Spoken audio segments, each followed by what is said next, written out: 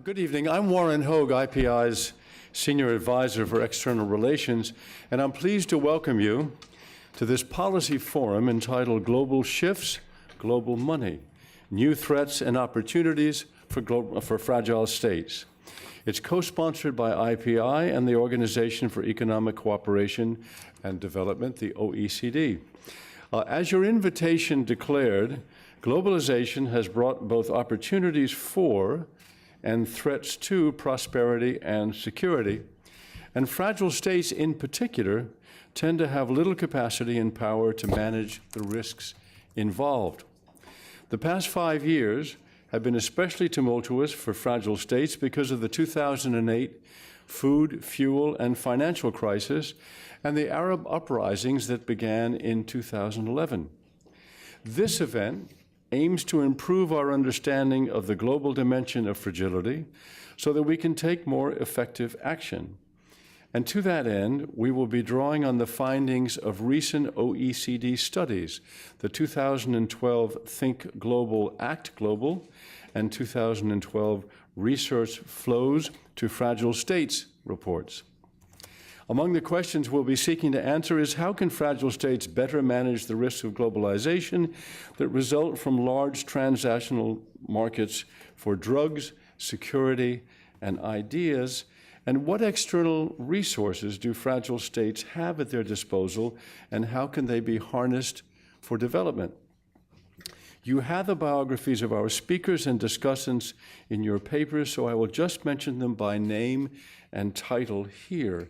The first is our chair, Magdi Martinez-Soliman, Deputy Assistant Administrator and Deputy Director for the Bureau of Development Policy, United Nations Development Program, UNDP. And we're particularly grateful for his participation since he agreed at the last minute to step in for my colleague, IPI Senior Advisor Maureen Quinn, after she was suddenly called away by a family emergency. Our two speakers are Emmanuel Letouzé, OECD Consultant, and Erwin van Veen, OECD Policy Analyst on Peace and Security. And our three discussants are Ishaq Naderi, J. Gould Professor of Economics at NYU, Michael Wahid Hanna, Fellow at the Century Foundation, and my colleague Peter Gastro, who is IPI's Director of Programs. So with those words of welcome, let me now turn this over to our chair, Magdi Martinez-Soliman. Thank you very much, Mr. Hodge, for your introductory remarks. I would like to thank the organizers for convening a discussion on these two very important INCAF reports that contain new evidence, new inspiration for a range of current issues related to fragility, and through that entry point, through that window to development and the state of affairs of the current world. If you, by any chance, are like me and have only read the executive summaries and glimpsed through some of the chapters that have caught your eye, I encourage us to read the full reports with attention. I'm sure that they contain more than what the snapshots, the introductory teasers do bring to the table. If you haven't even done that, you are missing two important contributions to the thinking on fragility and development cooperation in the immediate future, and I think that you should remedy that by reading. Let me try and set a background for this discussion, the context in which it is happening, and the debates that are ongoing on the future cooperation framework, the so-called post-2015 agenda, which has a lot to do with the fragility agenda. After the MDGs, it's my opinion, did their job and did it well done in appropriately setting the priorities for development planning in about 100 countries and setting also the entry point for donorship from about 40 nations and global foundations, allow me to conclude that they even did a meaningful contribution by providing evidence on where poverty comes from and what the best ways are to eradicate it or at least alleviate it. The drivers of poverty are, evidence says, poor macroeconomic planning, bad governance, social exclusion, environmental degradation, and precisely fragility. As both reports mention, the inconvenient truth that not one of the poorest states has met one of the MDGs, we will need to agree with their authors that fragility has become one of the new frontiers of development, inasmuch it is one of the clear causes of poverty and misery in the world. It's where the buck stops. It's where globalization happens at its worst. It is where it translates into shocks, into volatility, into vulnerability of vast masses of the population. Our responses in the development community are developing capacity for resilience, and as one of the reports argue, aid and trade. The new Agenda for Development has charted a roadmap of economic inclusion, social protection, environmental sustainability, and peace and security. In Jeff Sachs' very recent formulation, in his terms, it is about ending poverty in all its forms, ensuring social cohesion, addressing the environmental agenda, including biodiversity and climate change, and governance to support the first three goals.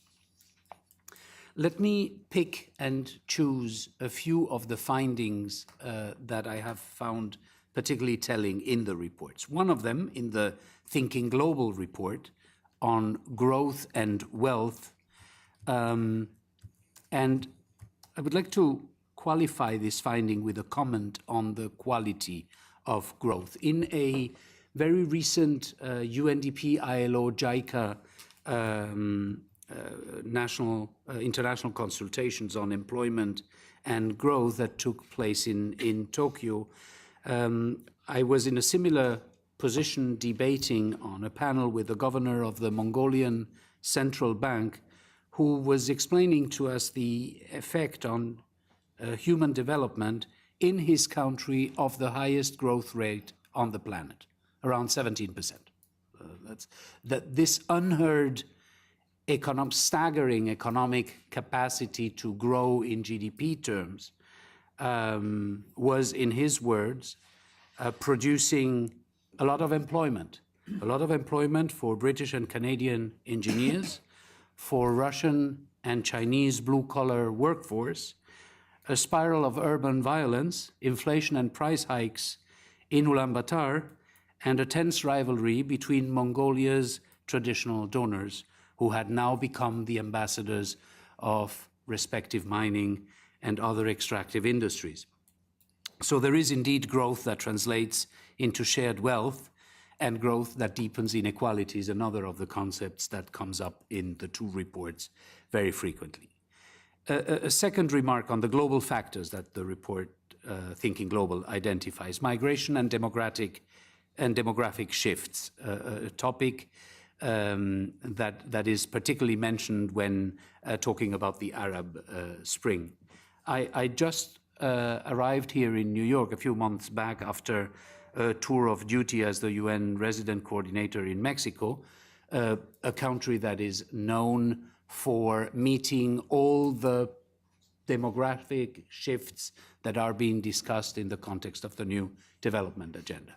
Urbanization, as I have developed in an essay, the American dream transformed in the Mexican nightmare, with the agglomerate of unlivable cities throughout the Republic, a situation of youth bulge that is sometimes described as a demographic bonus, but also sometimes as a lost generation or two, a situation of aging, not only of the Mexican population, but of millions of Americans and Canadians who have established their residence across the Rio Grande to enjoy the better climate and the cheaper conditions of life, to enjoy their pensions after their retirement, and also a country that is a transit country for migrants, an emitting country of migrants, and a receiving country of of migrants from other neighboring states.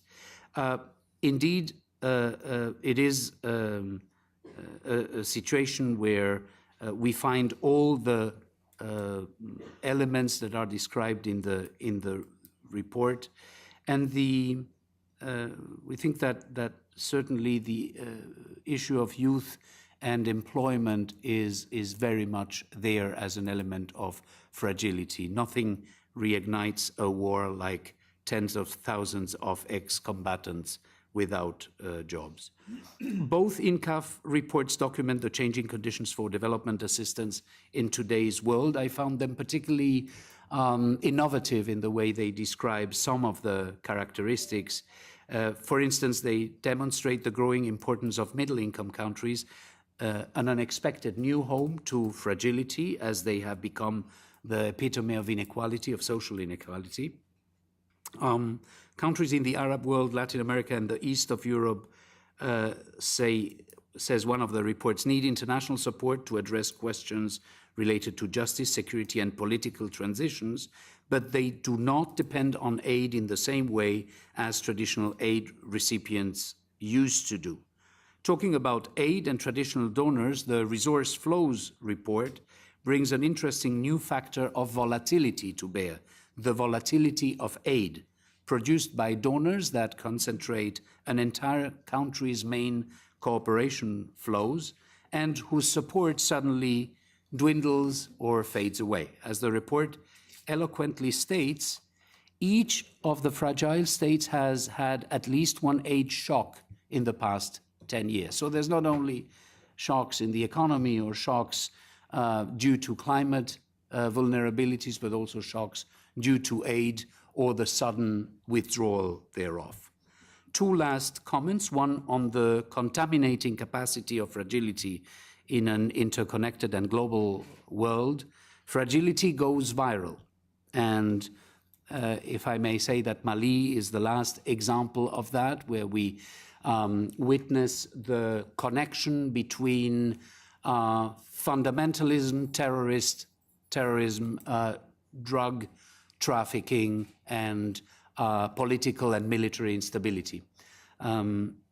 Fortunately, the coordination of the international community, of always trailing behind, seems to be upgrading its response capacity when this virus goes around. A second comment on the demographic shifts, the climate vulnerability and the cracks in the social contract. Too many times, for it being a coincidence, we see the seams of the basic social agreement between state and society when dangerous climate change is not addressed, social needs are ignored, and voice is silenced. Again, the response seems less difficult to identify than to implement. Democratic values, democratic processes, democratic institutions, responsive politics, adaptation and mitigation, economic dynamism, economic inclusion.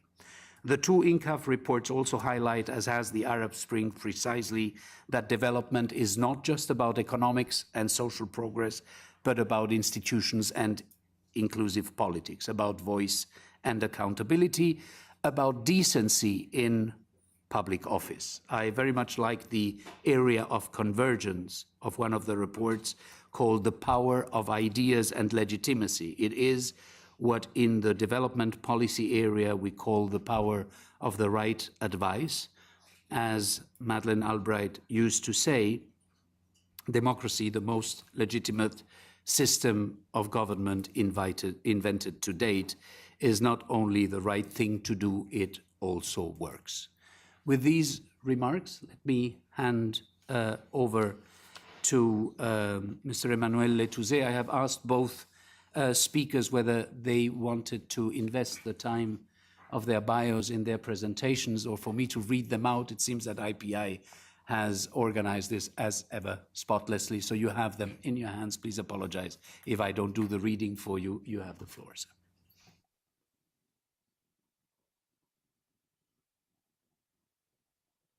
Okay. It works? Okay.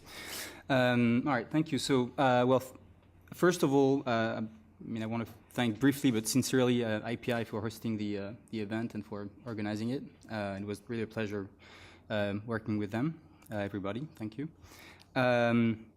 I also want to thank, very briefly, but also sincerely, Joanna de Cateux, who's the co-author of the report, for allowing me to work on the report, which was a very, very interesting experience. So thank you to her.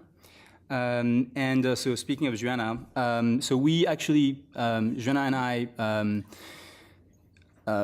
wrote and published a blog post this morning on IPI's Global Observatory blog, which is called The New Fragile States Landscape, Shades, Shifts, and Shakeups.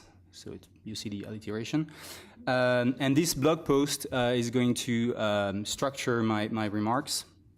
So along the three concepts of shades, shifts, and shakeups. So shades. So three points briefly. Why shades? I mean, basically because, as Tolstoy says or said, all families, all happy families are alike, but every unhappy family is unhappy in its own way. And there's something which is, we can draw lessons from that for fragile states. So the first point is that we think that they are, distinct. There's something peculiar about fragile states. It's hard to actually tell what it is, and then you get into into defining features of fragility or correlates or causes and effects. But so the first point is the distinctiveness of fragile states and what makes them fragile. So the second point in the shades. So it's really this diversity within fragile states. It's obvious. I mean, I'm not gonna. If you look at the list of countries and countries you've worked in, you can see that some are just demographic giants, some are middle-income countries, some are resource-rich, some are extremely poor. So this diversity is a challenge both politically, also analytically, because if you take averages, for instance, when you report on them, then they will have the same weight, and then you sort of you don't get the right picture. On the other hand, if you take weighted averages, then you do exactly the opposite. So I mean, this diversity is a challenge. And so the third point, actually, in terms of shades, it's actually my remarks have more shadows. If you're aware of the or familiar with the sort of allegory of or myth of the cave, when we look at fragile states from a macro perspective, the only thing we have is sort of like macro data. And the data on fragile states, so it's basically the shadows in the cave. And the macro data that we have is pretty bad. There are lots of holes. Inequality data is almost inexistent. So that really creates a challenge. Now onto the shifts. So we identified, or I'm going to mention 3 sets of shifts that have appeared over the past 10 to 5 years in fragile states. First, so socioeconomic and financial. I think there are 2 shifts, socioeconomic and financial, that are really important. One is the fact that about half these countries are now middle-income countries as a result of very fast growth in some of them. Nigeria is a good example, and therefore about 40% of the global poor are in fragile states, and many of them are in fragile middle-income states, about 17 to 20%. And that creates challenges, of course, because middle-income countries are likely to receive less attention from donors. At the same time, they have access to a larger array of financial flows, including, for instance, diaspora bonds. Because their banking systems tend to be more developed, but here you see that so it's just a pretty meaningful shift that has implications for poverty reduction. The second shift is institutional. It's just a rise of the emergence of a new set of actors. So I'm not going to list. I mean, I'm just going to mention them, but. Diasporas are, of course, actors whose influence has been rising, including because of technology and technological innovation. new donors, China, of course, India, that have been very active and whose role is also increasing in fragile states, but also the other BRICS and other major sort of like new sets of actors. Thirdly, conceptual. That's the third shift, and probably the most important.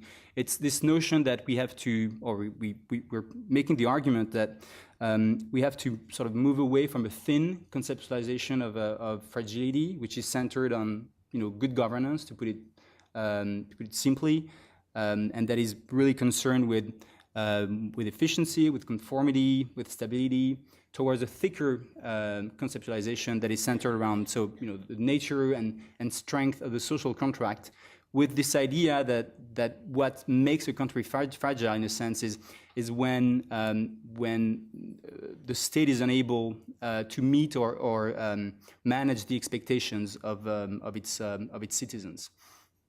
And of course that matters because if you don't have the right conceptualization of fragility, then the policies that you're going to put in place will not solve the core, the root causes of fragility. And also you may miss some cases of fragility because you have sort of like the wrong indicators and the wrong concepts. And in that sense, the peace building and state building goals that are embedded in the New Deal are a welcome shift towards a thicker conceptualization of fragility, because it basically says that you have to do not just things differently because you're in fragile states, but you also have to focus on different things. And here we can have a debate, what it means practically. But I think the answer is that it very much depends. But this shift towards a thicker conceptualization of fragility is, I think, a very important one. Lastly, shake-ups. So shake-ups, it's factors that have emerged and sort of, shaken up the fragility landscape, and that are likely also to have a very powerful influence in the coming years, so we think. So one is technology, as I mentioned. So it's the near ubiquitous spread of cell phones, which just not just allows people to make phone calls and pay, and everybody's aware of platforms like M-Pesa and others, but which are also I think changing the balance of power between the citizens and the state. Shaping new expectations and providing means of collective action, for better or worse, in some cases, but which are still a very powerful driver of change in the dynamics, in the underlying dynamics of fragility. So that's one. The second is demographic trends, especially. So you may see that in the fact sheets. So the share of the 15 to 34 age groups in these countries. So this is not to say I'm sure also all aware of the debates around the youth bulge and this sort of debates. So this is not to say there's anything bad or automatic about whether you have a rising or high share of youth, but still when you have a high share of youth that is educated or more educated than before, that have cell phones and access to internet and don't have jobs, then obviously that creates some challenges. And thirdly, climate change and environmental degradation, because in general, fragile states, if you look at the list, tend to be more exposed to climate change and environmental degradation, and less able to mitigate and cope with the effects. So again, there's nothing automatic. It's not to say that there are resource wars, or just because your rainfalls are more volatile, you're going to end up with conflict. But certainly, it creates also tensions. So these are my remarks about these shades, shifts, and shakeups. And I don't know if I went over the 7 minutes, but probably. Thank you very much. Over to Mr. Van Veen.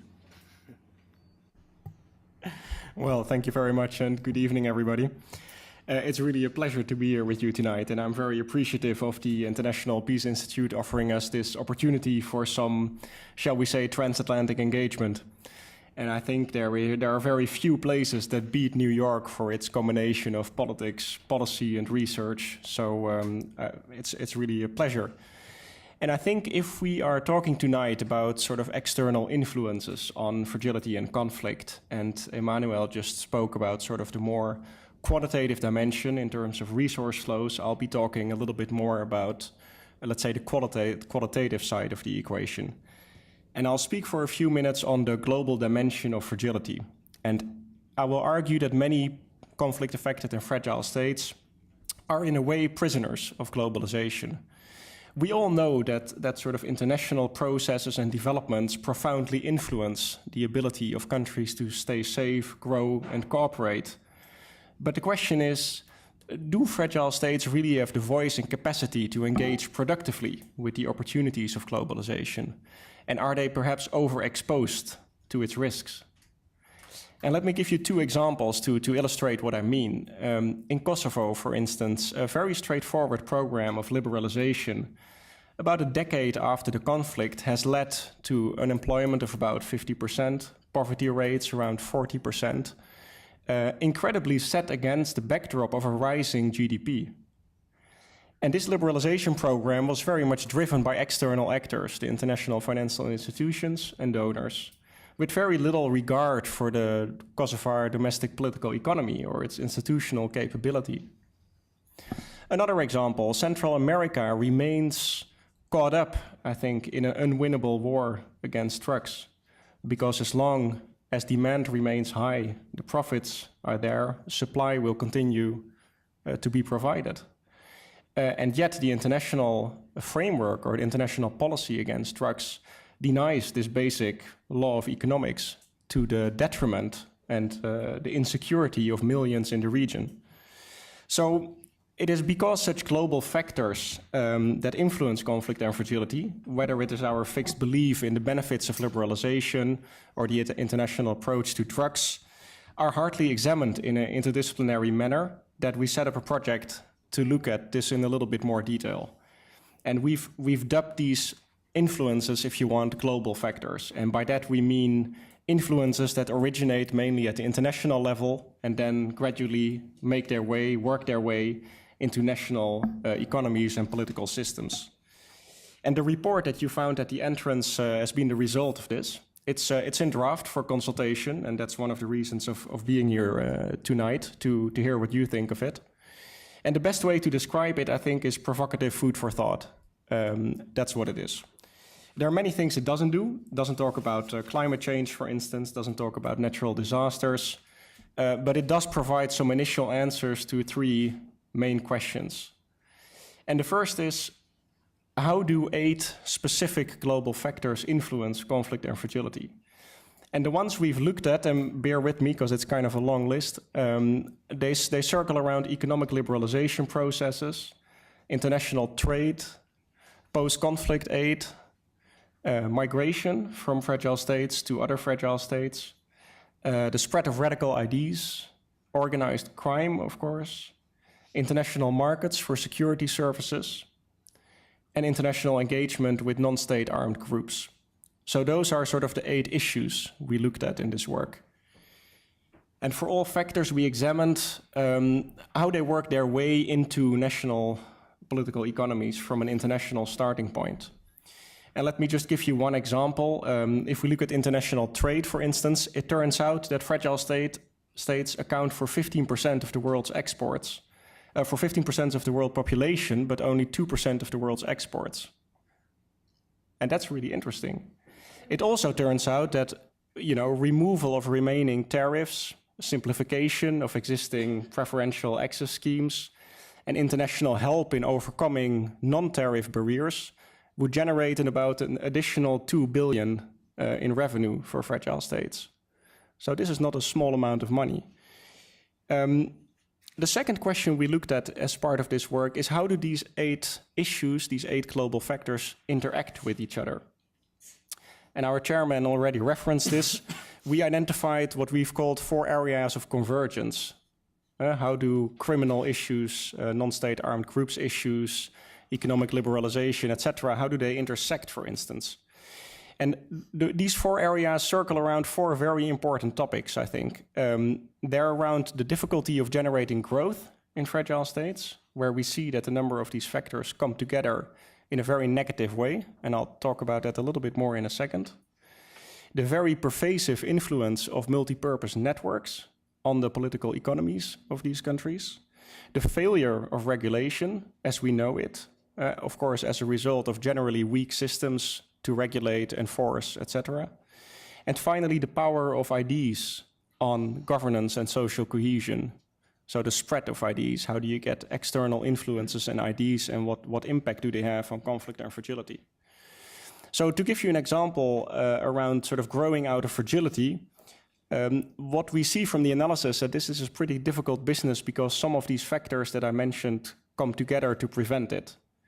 And 2 very straightforward examples would be, there is a tendency for international engagement to be rather confrontational towards organized crime and non-state armed groups in post-conflict periods. And that results in the continuation of low levels of violence. Now, the continuation of low levels of violence annul the post-conflict growth boom that fragile states otherwise experience in post-conflict periods. And that, of course, reduces the peace dividend and ultimately makes it more likely for countries to return to conflict. So we see an interesting paradox here. Organized crime is not a good thing, it's not a nice thing, but by confronting it too aggressively, for instance by peace support operations, we may achieve a longer-term effect that may be even more detrimental. Another example, the spread of radical ideas in fragile states don't help growth either, of course, because they prevent the formation of what is called growth coalitions between different parts of business and the state by polarizing elites. And we see this in action, for instance, in Chad and Nigeria, where radicalization efforts, of course, have had very divisive effects on their societies, reducing levels of social cohesion, social capital, and growth. So this is just to give you an illustration, and in one of those 4 areas of convergence, things come together around crime, around radical ideas, around liberalization processes, to sort of amplify generally the negative effects of each of these factors. Now, the final bit that the work looked at, of course, what can be done about all of this? It's all very well to talk about the problems, but which direction should we look for solutions? And there we've identified 9 entry points for sort of global strategic initiatives, if you want. And they include the idea, for instance, to pilot a migration initiative that looks specifically at fragile states, which doesn't exist at the moment, despite all the work on migration that does exist, of course. Or, for instance, to create an international capacity for independent assessment of the economic risks that come with liberalization processes. So there are things that can be done. And I said all of this just to give you a brief overview of the work, but its key message is really that without a much stronger focus on action at the global level, we cannot hope to reduce conflict and fragility in a sustainable way. And it is even likely that if we don't do this, we will risk undoing many of the efforts at country level. And sort of the paradox that springs to mind is, imagine you're mopping the floor but have left the tap open. And that is really the current situation. And we can break that down in a couple of elements that I'll speak to very briefly. First of all, the duplicity of globalization is not addressed by developed economies and utilized by elites in fragile states. And by duplicity, I mean that the global marketplace for illicit and licit goods and services has vastly expanded as part of the same process of globalization and at the same time. And this offers tremendous opportunities for gain, licit and illicit. The difference is that developed countries have the means to deal with the negative results and the negative consequences that result from this, and fragile states generally have to suffer them. A second point is that in a global world, the starting point matters because interdependencies reinforce, self-reinforce almost. And what I mean by that is, it's unfortunate, but many fragile states are at the margins of the licit part of the global economy and rather more central to its illicit parts. So if you find yourself in that corner, it becomes very difficult to get out of it without sustained external help. And it goes back a little bit to the argument that Collier made a number of years back about conflict traps. And finally, the short supply of knowledge and skills in many fragile states reduces their voice, of course, at the global stage. But it also makes sort of a healthy domestic contestation of ideas much more difficult and increases their vulnerability. And that is because, you know, without the right level of skills and knowledge, you can't compete effectively in the global marketplace. So what we see is that because these levels are, you know, not very high, it becomes very difficult for fragile states to escape their condition. So, should developed and emerging economies address this global dimension of fragility out of a shared sense of responsibility? Because globalization is a process that we've all engaged in. Should they do it out of self-interest? Whichever the answer, it's very unfortunate that at the moment the prospects for effective global governance are rather bleak. And we only have to look at the results from some recent conferences in Doha, Rio, Durban, for instance, to obtain some proof, I think, for this assertion. So it leaves us kind of with the question, where do we go from here? And I'd like to conclude with two ideas. We've talked about this work to a number of sort of audiences now in different places.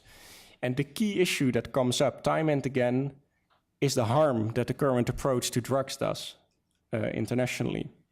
And this is, of course, not a new observation, but it does beg the question of what can be done differently. How can we get to an international approach to this issue that is less focused on criminalization and supply-side reduction and more focused on public health and on demand-side reduction, which originates, as you know, mainly from the United States and European countries. So it may be that the creation of an open space where all the options can simply be on the table is all what is required, but that is certainly not the case today. And finally, to echo some of the words of our chair, we must acknowledge and action the global dimension of fragility in the post-2015 framework. And simply for the reason that we cannot hope to be successful if we don't also address this dimension. And we don't need another goal. There is enough competition in that field, I think. But we do need to take this into account and integrate the realization, I think, that springs from pieces of work like this, but also the World Development Report of 2011, into the framework that drives and catalyzes global action and finance. Let me leave it there, and thank you very much. Thank you very much, sir. I hand over now to the discussants. Would you like to discuss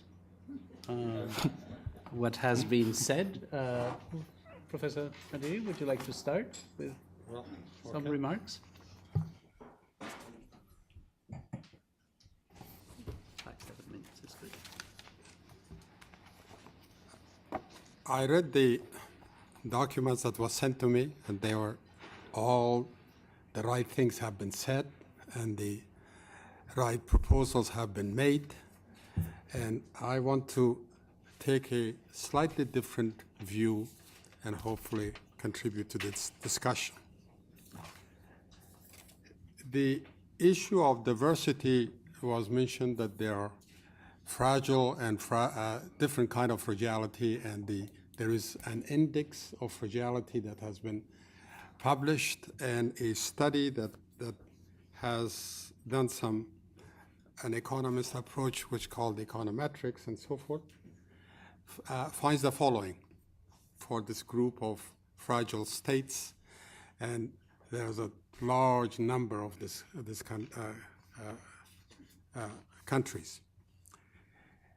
The degree of fragility, which you must find out, what causes it and what happens. The degree of fragility, according to this study, is dependent on the growth of income,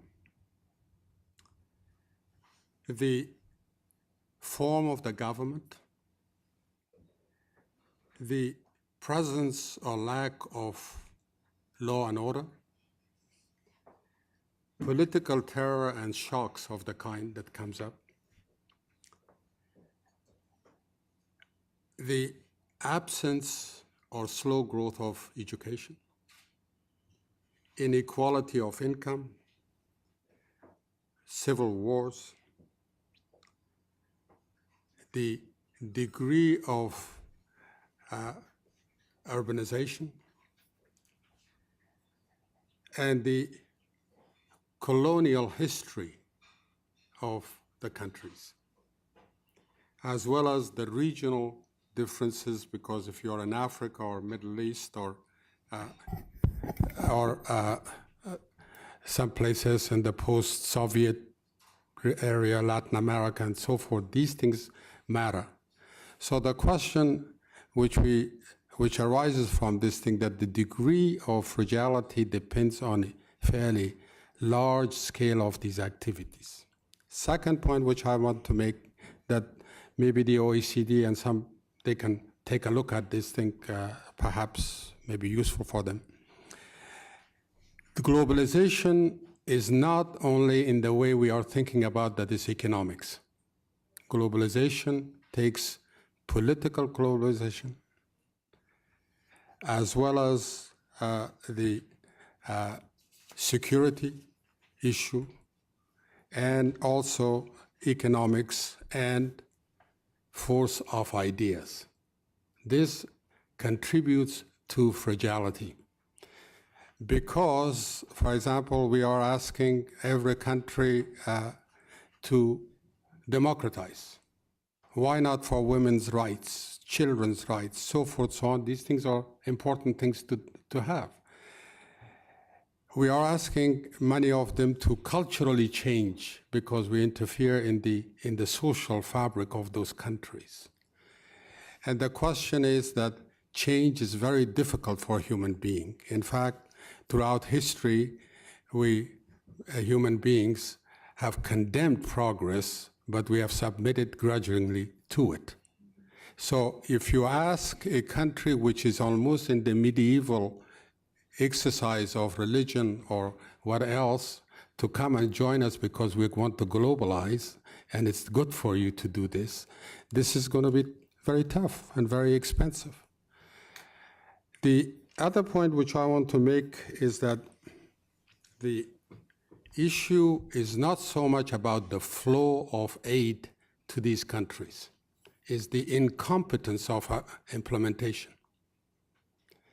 I served in Afghanistan as a senior economic advisor to the president, and I saw things which I could not believe. First of all, there were two governments, one the international groups and the other one the local groups. Most of the donors would not even give you in the information how much they have spent to what. So, and second, the issue was that there are duplicate schools being built by two different donors right across each other. Can you imagine? And the other one is that always they try to solve these problems by the politically astute people. These are the diplomats because they are running the show. And they do not know about the change of society and change of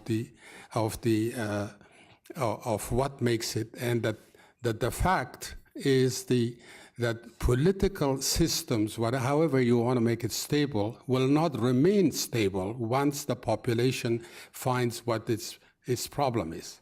For example, we have talked about the Arab Spring or summer or whatever you might call it, is that basically we want to make this thing as an issue of democracy and basically the form of the government and so forth, so on.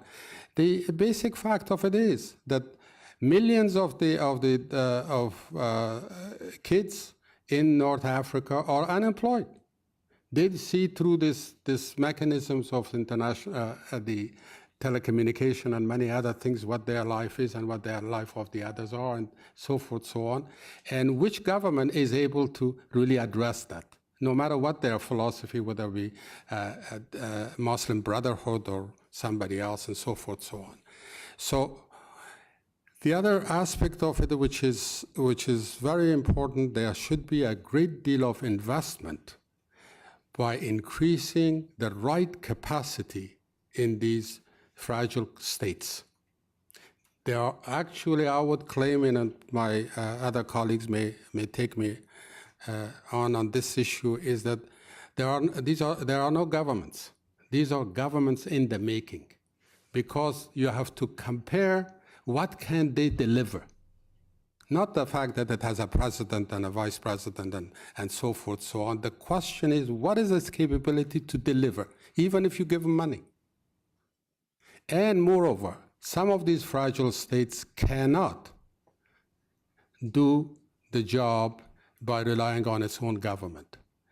The coordination I would recommend for the international community, which is concerned about the flow and the globalization and so forth, is that they ought to think of joint organizations to at least keep an eye or come accountability and the like of it, though this may be disliked by the local government and so forth, so on, because they are sovereignty and this and that sort of things, but the services will not be done. And moreover, if you fail, there will be uprisings in many, many places, and that is very costly. So I want to just simply one word that I think is missing in the literature and the discussion. Many of the experts that come from abroad to these countries, they do not know these people. They may know some minister and has heard about his or her credentials, but they do not know basically what goes on in these societies. Yes, some experts have studied so many people, or Pashtun in Afghanistan, and so many of them, or something. These are really very fragile observations that gets me a good salary or something of that kind. But basically, they don't know. And if you do not know the land that you are planting a tree, that tree will die. And that is a major failure by the international community. So the investment should be done in capacity creation. It is not a simple phenomena. In fact, tie the aid of any kind, even the humanitarian one, to capacity to deliver. And that has not been really emphasized as much as I would like to see it done. Thank you. Thank you very much. Over to you, Mr. Hanna. Thanks very much. I think what I will do is use some of these thoughts as a launching off point to think about what this means in the context of the Arab uprisings. That's my area of predominant focus. And I think some of the more optimistic and perhaps naive assumptions about what this moment means for the Arab world that were prevalent 2 years ago almost have become much more nuanced and have been overtaken by pessimism in many regards. And so while this is a moment of serious and deep possibility, we've seen an increase of many of the factors that drive fragility in all of the countries experiencing transition in the Arab world. I think it's important to think of this moment as a regional one. I think we see shared antecedents that drive these uprisings in each of these countries, despite the fact that we have very peculiar and particular country-specific factors in each place. Much of how this progresses, I think, is going to be somewhat interlinked and interdependent, something of a cascade effect. I think it's impossible to understand any of these transitions as solitary endeavors. Clearly, it is something of a shared regional moment. There are incredibly high expectations that have been attached to what is going on throughout the Arab world. We've heard about the youth bulge, and it is a very real phenomenon in the Arab world. It is driving a lot of the protests. It is driving a lot of the recurrent instability. This is a moment when many people are eager to see the social contract refashioned. With that, again, comes very high expectations, and I think the potential for failure becomes very acute in terms of what the potential ramifications are, because we see now activated, politicized networks, people who are used to mass mobilization. We've seen the introduction of arms and various militias in some countries, Libya and Syria, and to a certain extent Yemen come to mind. This is a place of porous borders. And so, again, it is a linked moment, high expectations, and I think the ramifications of failure are very severe. A couple of thoughts about what we talk about. We talk about good governance. And at times, I think the international community has wanted to disentangle the political and the economic. And I see this often in terms of U.S. policy formulation with respect to the Arab world at the moment, that seems to think of these things in discrete silos. And I would suggest that that's a very wrong-headed approach. In a moment of transition, of political contestation, everything is political. And we see this very keenly now with respect to economic policies, economic reform. And one of the more troubling potential outcomes of this current transition and the trajectory of change in some of these countries that are focused on majoritarian norms, that are focused more heavily on procedural democracy as opposed to perhaps substantive democracy and inclusion, is that the political consensus for wrenching economic decisions for reform that will have costs in terms of social dislocation, it doesn't exist. And I think it's an incredibly important point because the old authoritarian bargain is perhaps not on offer anymore. And so if this political consensus does not exist, I think, one, we will not see any possibility for substantial reform, whether that be on the economic front, whether that be with respect to security sector reform, many of the things that led up to and caused the uprisings to begin with. And so we risk being stuck in very bitter recriminations and political contestation. And we risk, I think, being pushed back into instability. And so I think for many of the governments of the region, pluralism is both normatively good, but I think it's also a practical good in and of itself, because I think without political pluralism, without a pluralism with respect to ethnic and religious minorities, I think the region is not going to be stable. Now, we don't see that this has been internalized by many of the governments, the transitioning governments in the region.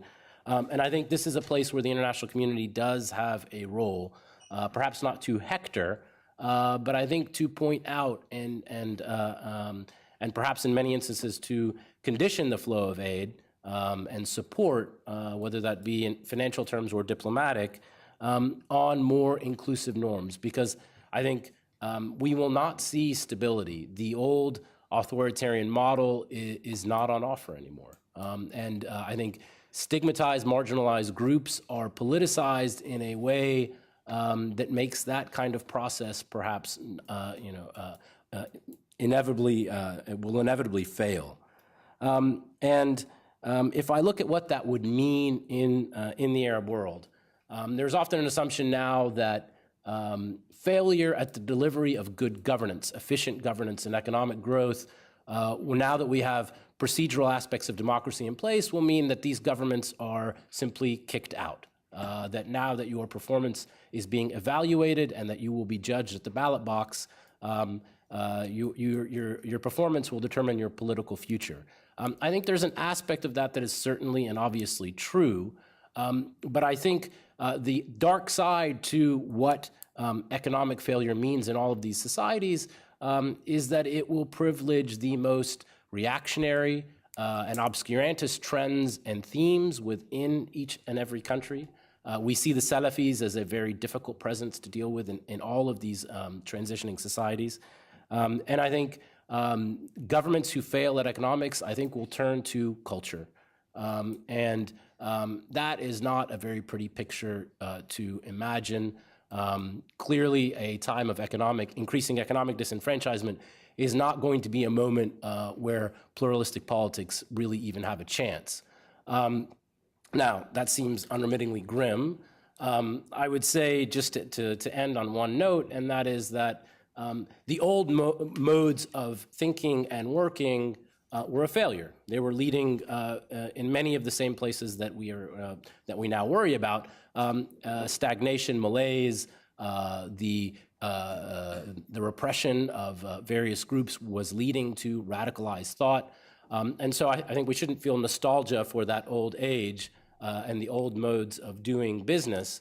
But none of this is foreordained. And so, again, it is a time of immense possibility, high expectations, but again, we don't know where it's heading, and it could be a very good place, it could be a muddled through status quo, or it could be much worse. And I'll end on that speculative note.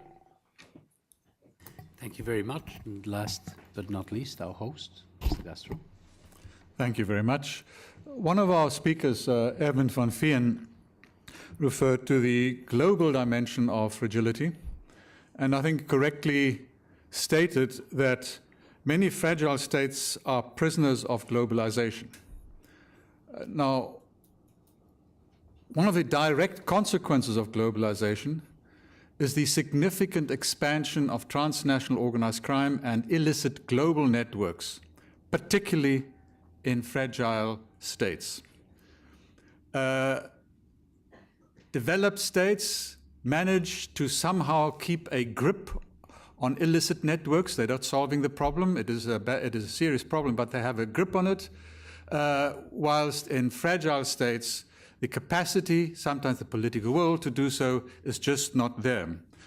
And I want to just make a comment too about the issue of illicit networks and its impact on fragile states, and whether there's perhaps more that needs to be done, both by fragile states themselves and by the international community.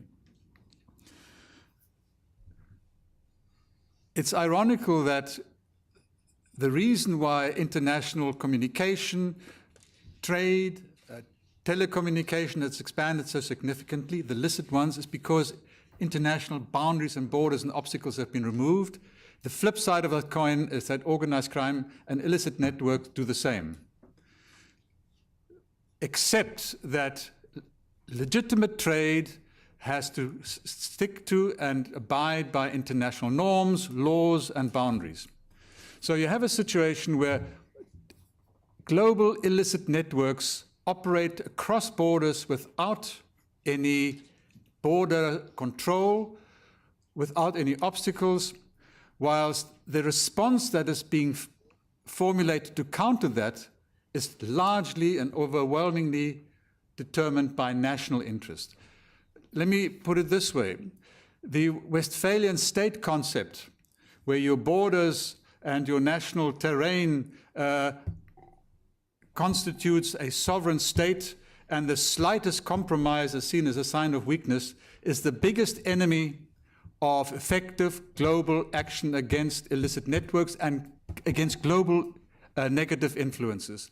You have a situation where illicit networks global ones, cannot possibly be effectively countered through a national initiative only. It has to be a global initiative. And it's not possible to come with global initiatives if states pull out their sovereignty card and say that compromise affects our national sovereignty. And the irony is that in many cases, developed states who need this card perhaps less than others have put it away because they have been prepared to make some compromises, and I'm thinking of the EU, where there are joint strategies to deal with networks, joint strategies that have been developed very recently to deal with cybercrime. Each one of those strategies require a degree of compromise. It is not possible it has not been possible until now to achieve that type of compromise, as limited as it may be on national sovereignty, with fragile states. because they are completely stuck in the Westphalian state concept, even though globalization should force us to reconsider this. So the point I want to make is whether it's not time for us to look at this aspect, the nature and role of the Westphalian state. Is it not something which is actually undermining the viability of states, particularly the poorer ones? I believe it is. This has been recognized implicitly by those who are prepared to make some compromise in order to have international action which is effective. This applies to a wide range of illicit flows of funds, money laundering, of organized crime items. Cybercrime is a good recent example. Cybercrime is something which I think one ought to give perhaps a bit more attention to than is found in this report. I looked at today's newspaper report. I can't remember how many millions of dollars of fraud have been uncovered through Facebook networks with participants in a wide range of countries. It's just a news item today. In fragile states and developing states, in Africa, for example, telecommunication has been developing in leaps and bounds, far faster percentage-wise than in many other countries. And the potential for crime to follow in its wake is real. So the telecommunication, electronic media communication is something which I think is going to also increasingly undermine efforts by states to try and protect themselves from global influences which can only be countered effectively through global responses. So the one consequence of globalization is that national responses are no longer effective. They need to be global. And I think that concept needs to come through stronger. It is in the report, most certainly. But the debate needs to, I think, become more focused on this aspect. International flows of funds can sometimes benefit fragile or developing states. I'm just thinking here of Kenya, for example, when 2010, the Treasury and the central bank suddenly found out that there had been an inflow of foreign currency of about $2.1 billion, which they couldn't account for. Sort of a nice Christmas box. And then the investigation suggested, without the report being made available, that this was a consequence of partly drug funds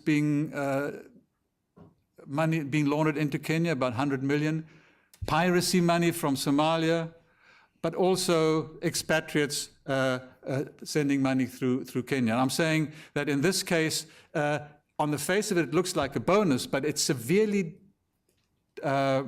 undermined the Kenyan property market, and it created all sorts of other distortions in the economy.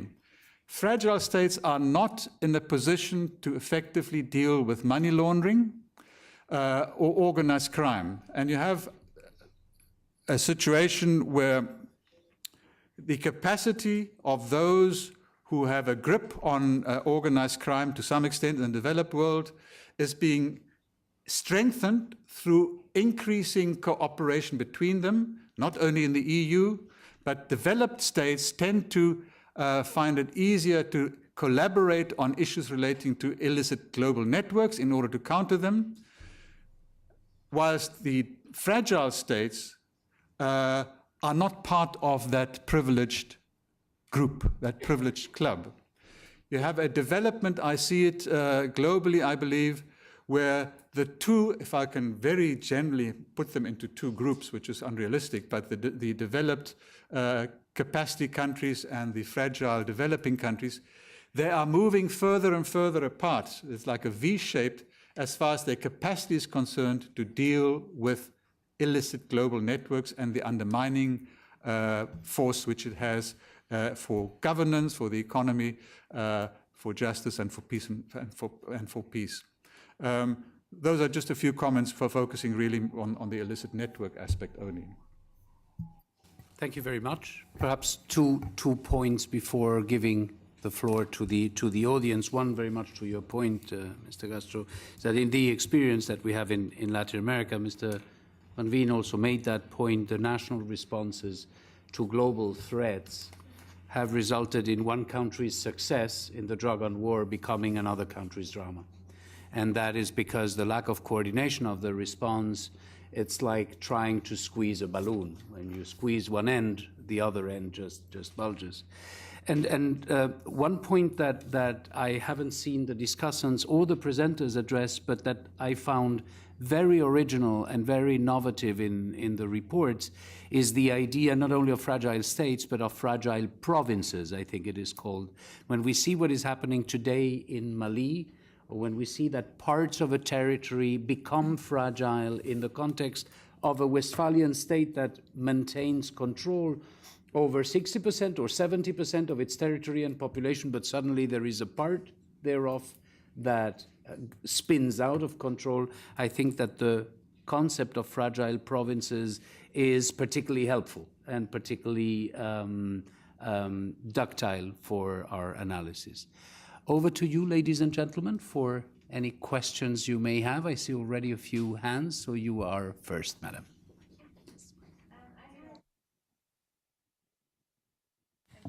I had a couple of questions, actually. The first is, I'm Eva Kaplan. I did a little bit of work on the report, actually. So my first question is about this idea of globalization being kind of a harmful force for fragile states. I think you've really focused on illicit and licit flows of money and illicit and licit networks. But you could also kind of phrase that in informal and formal. And in terms of informal, there's, of course, remittances, which you could say is positive. And in terms of formal, in some ways being excluded from the formal, or as you're saying, licit flows, has been probably a benefit to fragile states. At least in, if you think about the major global shocks of the past 4 years, fragile states haven't been a part of it because they haven't been part of as integrated in banks, as integrated in the licit financial flows. So they've actually been protected in a lot of ways. So I wonder if that's something that that comes up in your work. And the other question is about this idea of, I think, you mentioned a lot about the local and you mentioned a lot about the global. Is there, with this diversity of fragile states, is it a cohesive category in terms of symptoms? Yes. In terms of, maybe in terms of some of the consequences, in terms of regional spread, but in terms of mechanisms to deal with them, does the category of fragile states make any sense? Thank you.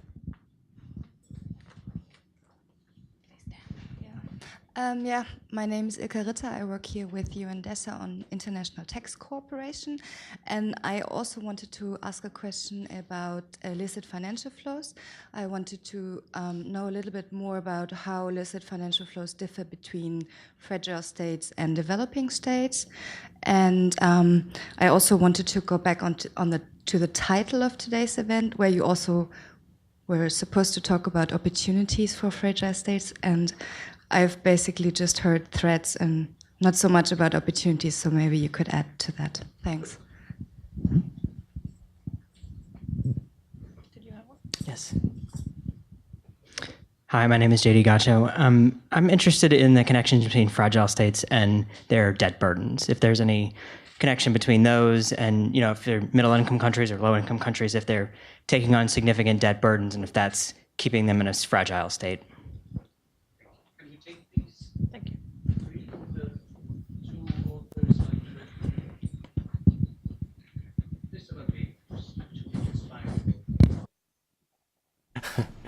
Well, thanks first of all for these questions. I'm not sure I'll be able to respond to all of them, but fortunately I'm not the only one responding. I think to pick up on the point of globalization and illicit flows, shocks and these kind of things, I think Peter Castro formulated it quite well when he kicked off. I think the issue around globalization is that it essentially opened up channels of communication, trade, on ideas, goods, services, you name it. And of course, this is a great benefit because it allows us to become wealthier, richer, better informed, etc. But at the same time, sort of illicit processes and people who are out there for their own personal gain against the law use the same channels of communication, transport, etc. So I think that's sort of the background notion that we need to keep it in our mind. And then it comes to two issues. One is, by having such higher levels of interdependency and interconnectedness, all of us are more vulnerable to shocks. To different degrees, of course, as you point out, and differences can be in sector, they can be in time, they can be in place. And you gave the example of the banking sector and sort of better insulation against, sort of the global financial crisis. That's true. That's a great point. I think if we look at other areas, let's say food shocks, energy shocks, shocks in exchange rate systems, fragile states, suffer these kind of shocks more than other states because they have less resilience, systems that don't work so well to insulate them against these kind of effects.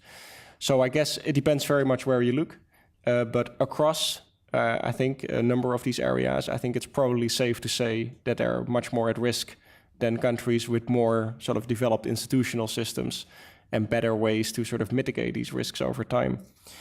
But I think the point that comes through more clearly in this report and where the focus is a little bit more is what sort of structural advantages and disadvantages are created by the process of globalization. And there I would say it makes it much more difficult to hook on to the process of globalization or to engage with it in a productive and positive way, the more sort of the required level of knowledge, expertise, quality of governance, etc. rises. So in a world where everything is more connected and more interdependent, and where small acts can have big consequences, anticipated and unanticipated, you need more institutional sophistication to deal with that productively, to protect your citizens, your wealth, etc. And fragile states, of course, aren't in a great place. So I think that's the other dimension to look at. So I think on the one hand, there are shocks, and the other end, there are more sort of structural effects. And for both, I think it's probably safe to say that they are at the short end of things. So let me leave my response there and maybe see what others pick up on, and be happy to come back. Thank you. So there were many questions and different aspects. I'm not really sure which ones I'll be able to address, but let's start with the debt question. The answer is that I don't know. I'll have to look at the debt numbers, and I don't know them. What I can think, my instinct is that I mean, many of these of the poorest fragile states don't really have access to international financial markets, and I'm fairly sure that a lot of them have benefited from the debt alleviation, HIPIC and MDRI. I think I would say that the overlap between the beneficiaries of HIPIC and MDRI and fragile states has to be fairly significant. But having said that, I don't know the extent to which it's actually dragging. And then you have to look at the macroeconomic impact of the debt and what effect it has on their interest rates and so on and so forth. Then with respect to the question of both whether whether the category is cohesive and whether it makes sense. It's of course a very deep question. I think the main parameter to bear in mind is whether policy-wise and practically it makes sense to actually flag countries as fragile.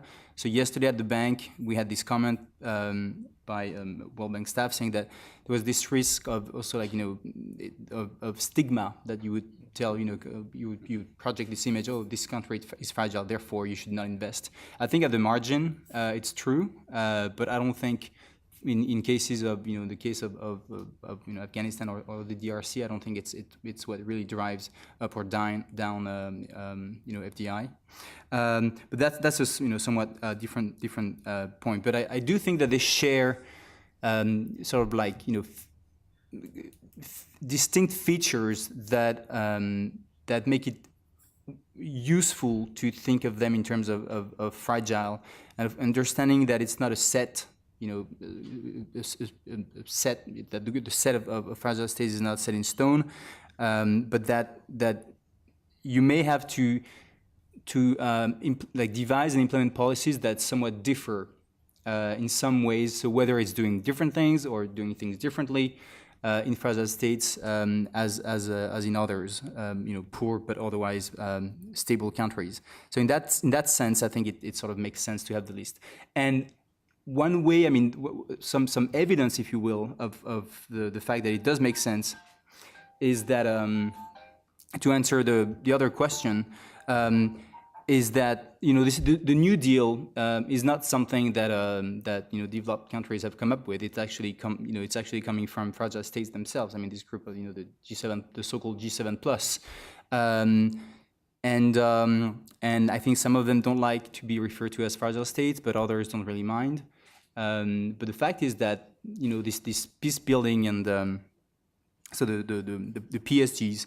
The process is largely being driven by these countries themselves, and that presents some opportunities. I don't think we were. I hope we were not only discussing the dark side and the threats. In terms of opportunities, I think so. This New Deal, I think, is an opportunity. Technology is also, just to mention some of the factors that I've talked about. Technology, I think, can be a great opportunity. The increasing role of diasporas, for instance, can be an opportunity. The increasing role of China and India. All these factors can be sources of opportunities. Demographic trends also. It's not just these are not just threats. I don't think the future is necessarily completely gloomy. Nobody has addressed the interesting question of opportunities for fragile states. Sorry, I was saying that nobody has addressed the issue of opportunities, the more optimistic view of what their possibilities are for the future. Would any of the discussants like to take that difficult question on? Well, I'll give Please. it a try. Please.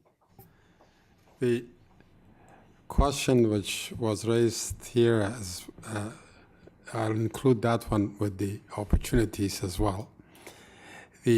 One of the fundamental feature of most of these fragile states, really fragile states, is that they are not producing much. They basically are not. Either they don't have the resources or they don't know how to waste it and so forth. So the issue of fragility depends on a great deal of looking at the opportunity economically so that it will be stabilized. And I think that I agree with Mr. Hanna as well. I would put the economics and politics together, and it give a lot more opportunity to economics.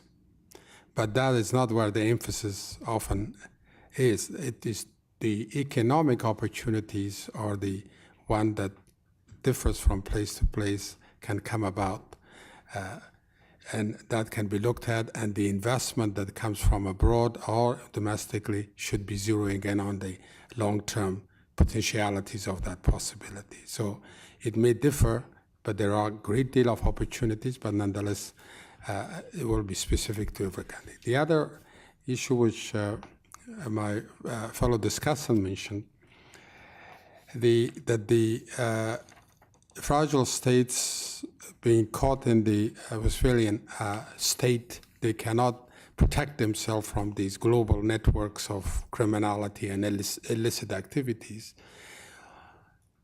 That is true, and the issue is that they could not even cooperate because the capacity of the people who are running these governments in the fragile countries is very limited. So the investment of the international community should be precisely in the capacity creation in these fragile states so they can handle these global issues that come from the globalization as well as domestic ones and create the opportunity. They will create the opportunity themselves. So I think that two elements have to be looked at, and effectively maybe there will be specific things in trade and productions and so forth, so on. And to some extent, just to give you an example, in Afghanistan, for example, the country exports almost $300 million of export. And it imports about 3.2 or 3.8 billion dollars import. And this is done under the idea of free trade and opening the borders and so forth, so on. So if it wasn't for the drug money and the international community's largesse, how could they pay for the balance of trade? And there is no way, unless there are some new policies for the Afghans to produce something to pay the bill. So it's the capacity inside, human capacity in particular is missing if we want to have these globalized activities as well as development of opportunities in the country. Thank you. I'll add one very quick point, and it's a point that dovetails between the pressures of globalization and the note of optimism, and that's the transmission of norms. And I think that is creating a lot of bottom-up pressure for efficient and good governance. We see this, not just in the Arab world, but particularly in the Arab world at the moment, that the expectations of what a government owes its citizens and what the social contract should look like is being refashioned. And that norm transmission is actually quite powerful, and I think is a force amplifier for positive reform. And I think we think about sort of licit and illicit networks, but I think the realm of ideas and the imagination of what is the possible and what governments owe their citizens is an incredibly powerful force. I was going to say that we do have examples of very stable regimes, or that were described as very stable, relatively stable regimes, such as Iraq or Syria or Sri Lanka, that have become or fragile states, or have fragilized their coexistence. We have fewer examples, perhaps, of fragile states that have developed into prosperous nations, but we certainly have examples of very poor nations with very either authoritarian systems, very little fabric of functioning government. The example of the Republic of Korea springs to mind. My own country, 1960, Spain was a net recipient of aid of the UN system, and that's not so long time ago. That's just 50 years ago, developing into relatively stable and prosperous nations. But I couldn't find. I was looking at the map, at the list, and I couldn't find a real good example of a nation that would have graduated itself out of fragility into a reasonable curve of development and prosperity. So maybe it's a matter of time. Maybe it's a question of thought of Sierra Leone as well. Sierra Leone, in the opening of its independence, was considered one of the better educated, with a robust civil service, with good infrastructures, was considered a country that was producing quite a bit, and that was strong in trade and in macroeconomic stability, and that then falls into a situation of fragility. But more questions from the floor, sir. You wanted to place a question? I see you at the back. Thank you very much for really compelling presentations. My name is Eddie Mandry with NYU Africa House, and my question is around proximity to fragile states. countries that are close to fragile states, are there implications for those countries, whether they're fragile or not? And are there any opportunities for regional solutions or mechanisms for addressing the challenges they face? Thank you. Thank you. And at the back, maybe the last question for tonight. Thank you very much for the wonderful presentation. Oh, I'm Jerry. I intern at the UNDESA. My question is, I'm just interested in looking at, you rightly mentioned about the inability of the fragile states maybe to put their act together in a way that can enable them to withstand this globalization, especially negative effects of globalization. But looking at the global level, in terms of maybe global governance, is there light at the end of the tunnel when it comes to trying to create a more effective governance structure that can help some of these illicit trading activities or whatever, all the bad effects of globalization? I'm just curious whether there's hope in this. Is there any way that, the states can stop pulling out the sovereignty card when efforts are being put together to tame this wild beast of globalization that is very detrimental to these fragile states? I'm just curious whether there's a way that this can be brought. What will it take to create a more effective governance structure, or is this something that cannot be attained? Thank you. Thank you for your question. Would the discussants like to take one of the points that we will finish with the presenters? Mr. Castro.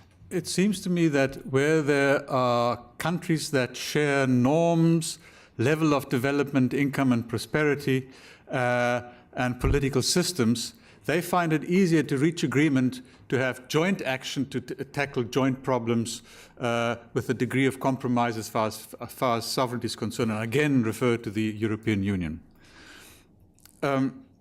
For the rest of the world, that includes many developed countries as well, there doesn't seem to be any progress. Let me give you an example of where there should be progress. The problem of counterfeit medicines is a serious problem globally, particularly in developing countries and in fragile states. You get a pill which is supposed to be anti-malaria, you take it, it doesn't work, and you get ill or you die. Now, I would have thought that manufacturing countries and recipient countries would be able to get together and to say, look, why don't we, Asia, Africa, Latin America, wherever it might be, Europe, why don't we create a joint, let's call it task force, a joint, task force to address this. This task force should have the power to enter any factory in any country, to examine, when I say any factory, I'm talking about the manufacturers of medicines. It should be entitled to insist on records. It should be entitled to obtain from your airport and other points of entry and exit records, so that jointly we can put an end to the trafficking or to the trading in illicit, it's not happening, illicit counterfeit medicines, it's not happening. Because people say, no. The moment you are entitled to come into our country in order to go to a factory, just even though you're, whilst being a foreigner, we're not allowing that. So I'm saying we seem to be far away from it.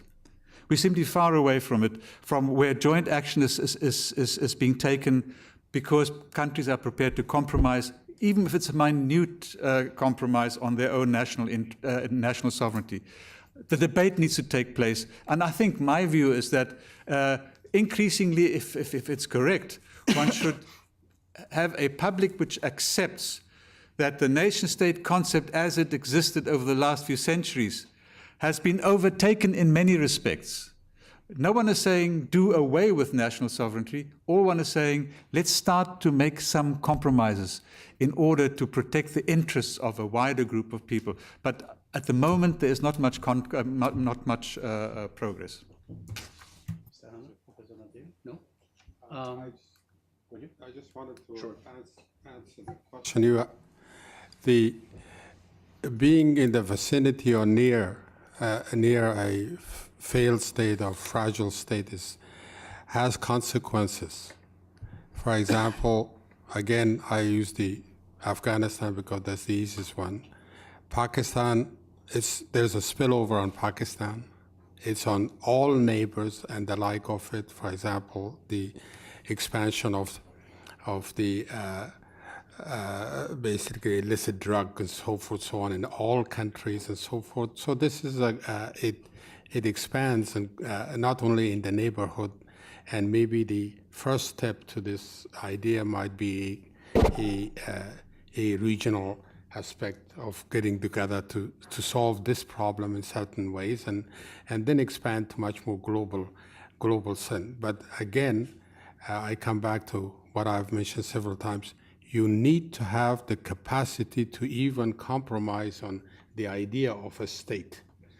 So if that investment is not there, many other things that we are talking about is fairly theoretical and very nice to hear, but doesn't accomplish much. Thanks. Mr. Letouzé.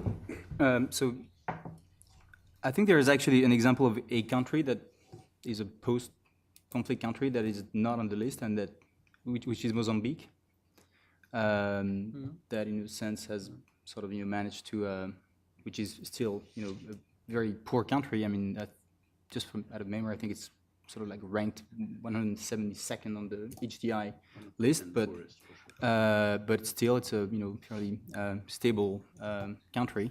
So that's what I think that's. But I was thinking, I think it's the only striking example. Which then the question of the spread. So of course, I mean, we all know of these regions. I mean, the Great Lake region especially now is probably the most the one that comes to mind. Most immediately, Western Africa also, of course. I mean, the risk of the spread of instability is of course, I mean, very very present, and there is evidence every day. At the same time, if you go back to sort of like the literature, I mean, there's an academic article by Stuart Patrick from a few years ago that studies sort of like econometrically the argument of the spread, and it shows that it's endogenous in the sense that. If you were to put the U.S. in the middle of the Great Lake region, probably would not be affected by instability, because much less so, because it would build walls and stuff like that. So the main argument is that you cannot just assume that a country will be affected. It's affected because it's vulnerable. To start with. And just to end on the regional aspect, I do think that it's in terms of opportunities, or I think the role that some regional powers have been taking recently, like South Africa, for instance, in Burundi, or in other peacekeeping missions. I do think, and in some UN peacekeeping missions, I do think that, and the African Union, that this regional aspect is something that's also like a sort of like a promise. And you see the same in Latin America with the role that Colombia or Brazil have taken in Haiti, for instance. So there are like geopolitical interests that can actually offer like promising perspectives. Mr. Van Veen, for a concluding remark. Well, thank you so much. Let me just make sort of two quick points. I think, on the point you stipulated on sort of regional proximity, I think you're absolutely right. I mean, what we see is that fragility doesn't come by itself. And it just underlines, I think, our whole discussion this evening that, many of these aspects and influences that trigger or stimulate fragility find their way very easily across borders. So it's often more correct, I think, to speak about fragile neighborhoods rather than fragile countries. And on paper, there is a great many of very promising regional organizations. The problem in the reality is that they generally have very poor capacities to do anything, frankly. But that's not all doom and gloom, I think. I mean, two examples occur to me over the last year or 2 years. The role of the Gulf Cooperation Council in Yemen, for instance, in mediating the transition that saw the Yemeni president depart, was relatively successful, and it could have been a lot worse in terms of the violence. You can also think about the role of IGAD in Sudan, for instance, in the whole process that led to the Comprehensive Peace Agreement. So there are examples, I think, where we can look for lessons without comparing ourselves to, let's say, the EU straight away, which is, of course, a much more sophisticated institutional setup, which is maybe not the right benchmark if you look for, effective regional action. I think, to not end on a sort of a doom and gloom note, there are a couple of opportunities, I think. I think the post-2015 discussion is a fantastic opportunity for many fragile and conflict-affected states to get some of the issues that we've been talking about tonight into what will hopefully be a compelling global articulation of, what does development mean in the 21st century, and what are the issues that we all need to be looking at. And I'm not talking about just issues that happen in fragile and conflict-affected states. I think there's a very important global dimension to this that we need to make absolutely sure comes back in this framework. And maybe a second, sort of positive note, I spoke a little bit about my sort of quasi-favorite topic, the drugs issue. And I think what's very encouraging there is that there's actually quite a few current Latin American heads of states who stand up and who start saying, like, listen, this approach is not working. We need to explore alternatives. And I think that's a game changer in the sense that, it used to be sort of, former heads of states and other important people who weren't in an active position anymore. That's changing now to the people who are actually in charge today. And that changes the game for the United Nations in particular, because these are member countries and heads of states of member countries. So it will take many years, I think, for the discourse to shift. But the fact that people at that level, like the Colombian president, for instance, stand up and say, in the British House of Commons or Lords a couple of months back, like, guys, this is not working for us. That to me suggests that there is traction. So I think other issues have been mentioned, like the international dialogue on peace building and state building. And, we've advanced a couple of thoughts in these respective reports on what can be done differently. So there is a world to be gained, I think. There are ideas on how it can be done. I mean, the question is, how do you sort of make them stick? And how do you get some traction? And I think that's the topic for another evening on these topics. But there you go. Well, thank you very much. Thank you very much to our discussants, to our presenters, and to IPI, to all of you for having come tonight. And have a nice evening. Thank you. Thank you.